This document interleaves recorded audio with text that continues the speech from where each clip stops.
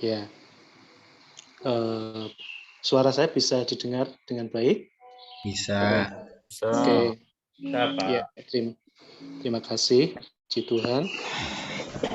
Pagi hari ini kita akan belajar tentang pengenalan akan Tuhan. Dari lagu tadi dikatakan, sejauh langit dari bumi, begitu besarnya kasih-Mu. Jadi dikatakan sejauh langit dari bumi, begitu besarnya kasih Tuhan. Nah, karena statement begini, karena pernyataan seperti ini, sangat penting untuk kita belajar mengenal Tuhan terus-menerus.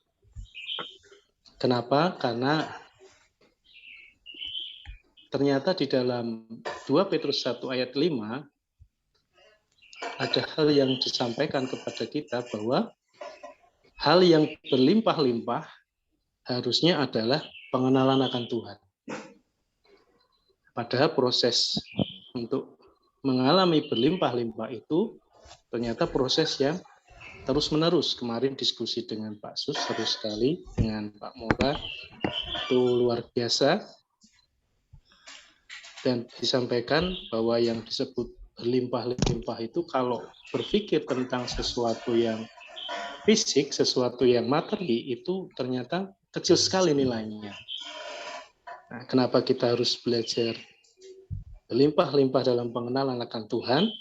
Di dalam Keluaran pasal 1 ayat 13 dan 14, saya bacakan buat kita semua. Lalu dengan kejam, orang Mesir memaksa orang Israel bekerja dan memahitkan hidup mereka dengan pekerjaan yang berat, yaitu mengerjakan tanah liat dan batu bata, dan berbagai-bagai pekerjaan di padang. Ya, segala pekerjaan yang dengan kejam dipaksakan orang Mesir kepada mereka itu. Tapi di kisah ini, di Keluaran 3, kita akan lihat bagaimana Musa mengalami perjumpaan pribadi dengan Tuhan.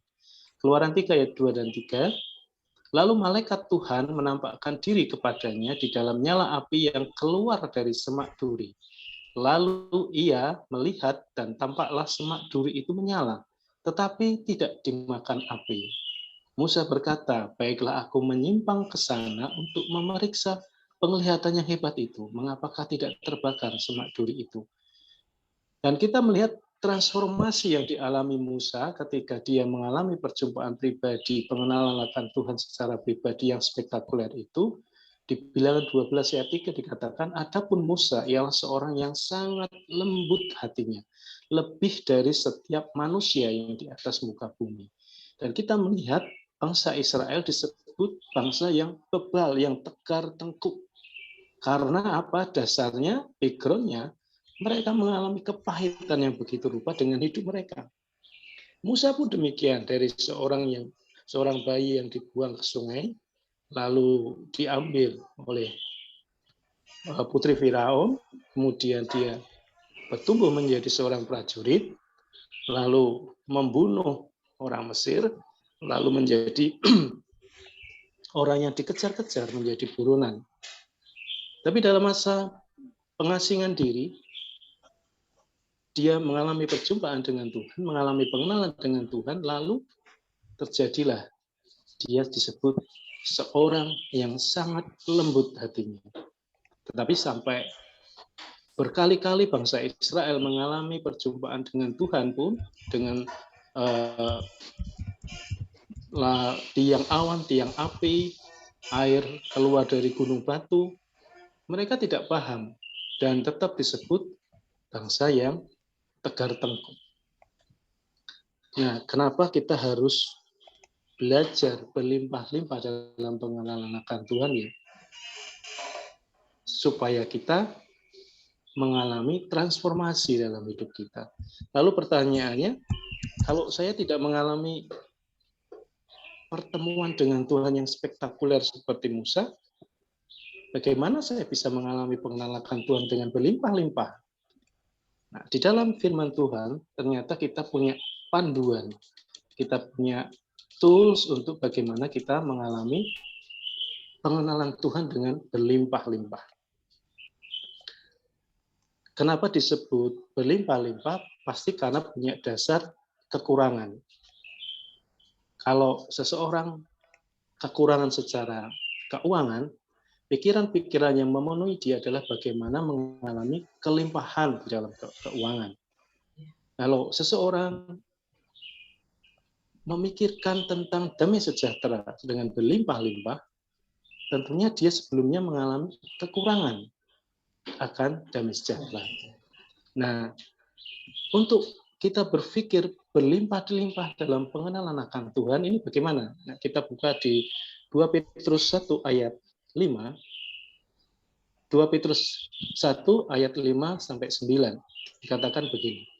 Justru karena kamu harus dengan sungguh-sungguh berusaha untuk menambahkan kepada imanmu kebajikan.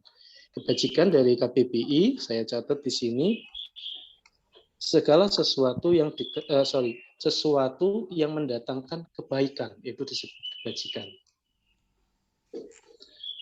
Dan kepada kebajikan pengetahuan, apakah pengetahuan? Segala sesuatu yang diketahui atau kepandaian.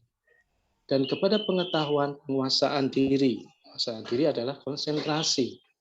Kepada penguasaan diri, ketekunan. Ketekunan dari kata dasar tekun atau bersungguh-sungguh. Dan kepada ketekunan, kesalehan. Kesalehan itu kesungguhan, ketaatan dalam menjalankan ibadah. Dan kepada kesalehan, kasih akan saudara-saudara, dan kepada kasih akan saudara-saudara, kasih akan semua orang. Sebab apabila semuanya itu ada padamu dengan berlimpah-limpah, kamu akan dibuatnya menjadi giat dan berhasil dalam pengenalanmu akan Yesus Kristus Tuhan kita. Jadi inilah yang harus kita kejar, inilah yang harus menjadi pikiran kita bahwa kita kurang terus di dalam iman kita, sehingga kita harus menambah, supaya kita harus berlimpah di sana. Iman yang dibangun kemudian mengalami kebajikan, dan terus berproses kepada pengetahuan, kepada proses lagi penguasaan diri, proses lagi pada ketekunan, kesalehan, kasih akan saudara seiman, dan kasih akan semua orang. Jadi Bapak Ibu Saudaraku, inilah yang harus kita alami, bagaimana berlimpah-limpah dalam pengenalan akan Tuhan kita, supaya kita mengalami transformasi, perubahan akan diri kita, pembaruan akal budi. Kalau Musa disebut seorang yang dikejar-kejar, dia mengalami transformasi, jadi seorang yang sangat lembut hatinya, bahkan disebut hatinya itu paling lembut, dikatakan begitu. Tuhan sendiri yang mengatakannya. Jadi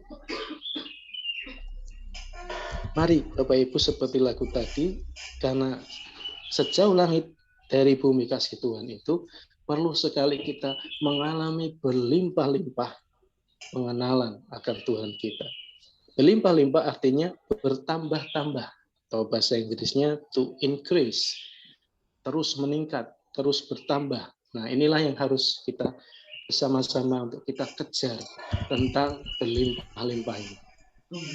Mari Bapak Ibu terus mengalami firman Tuhan, terus mengalami berlimpah-limpah dalam pengenalan akan Tuhan. Amin. Mari kita berdoa.